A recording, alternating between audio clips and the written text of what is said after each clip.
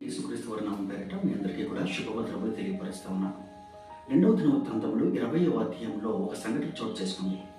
యెహోషాపాతు రాజుమీదకి ఒక పక్క నుంచి అమ్మోనీయులు, ఒక పక్క నుంచి మోయానీయులు, ఒక పక్క నుంచి మోయాబీయులు వీళ్ళందరూ కూడా యెహోషాపాతు రాజు మీదకి వస్తూ ఉన్న సమయంలో యెహోషాపాతు రాజు వెంటనే దేవుణ్ణి ఆశ్రయించి అక్కడున్న యూదా అంతటికి కూడా ఉపవాస దినమును ప్రకటించిన తర్వాత దేవుడు తన యొక్క ప్రవక్త అయినటువంటి యహాజీయేలును పంపించి యహాజీయేలు ప్రవక్త ద్వారా దేవుడు ఇలా మాట్లాడుతూ ఉన్నాడు. 2వ దినవృత్తాంతముల గ్రంథము 20వ అధ్యాయము 15వ వచనము మనం చదువుకునేలా, యూదా వారులారా, యెరూషలేము కాపురస్తులారా, యెహోషాపాతు రాజా, మీరందరూ ఆలకించుడి. యెహోవా సెలవిచ్చినదేమనగా, ఈ గొప్ప సైన్యమునకు మీరు భయపడకూడి, జరియకుడి. ఈ యుద్ధము మీది కాదు, యెహోవాయే జరిగించును. ఎప్పుడైతే యెహోషాపాతు రాజు దేవుని ఆశ్రయించాడో, దేవుడు తన యొక్క ప్రవక్తను పంపి తనకి ఒక గొప్ప ఇచ్చినటువంటి వాగ్దానం ఏంటంటే, యుద్ధము మీది కాదు, యెహోవాది అని చెప్పి సెలవిచ్చాడు.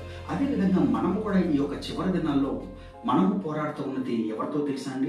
ఎఫెసీయులకు రాసిన పత్రిక 6వ అధ్యాయము 12వ వచనం మనం చూసినప్పుడు, ఎలాగైనా మనం పోరాడినది శరీరాలతో కాదు, కానీ అంధకార శక్తులతోనూ దురాత్మలతోనూ మనం పోరాడుతూ ఉన్నాం. కాబట్టి మనము కూడా ఈ యొక్క చివరి దినాల్లో దేవుడిని మనం ఎప్పుడైతే ఆశ్రయించామో, దేవుడిని మనం ఎప్పుడైతే ఆశ్రయముగా మనం మలుచుకున్నామో, దేవుడు మనందరినీ కూడా ఈ యొక్క భయంకరమైనటువంటి యుద్ధంలో పోరాడుతున్న మనల్ని కాపాడడానికి ఇష్టపడుతూ ఉన్నాడు. కాబట్టి మనము దేవుడిని ఒక ఆశ్రయముగా ఎప్పుడైతే మనం చేసుకుంటామో, దేవుడు మనందరినీ కూడా కాపాడడానికి ఆయన ఇష్టపడుతూ ఉన్నాడు. కాబట్టి దేవుడి కొత్త మనలు దీవించి ఆశీర్వదించాం కాక.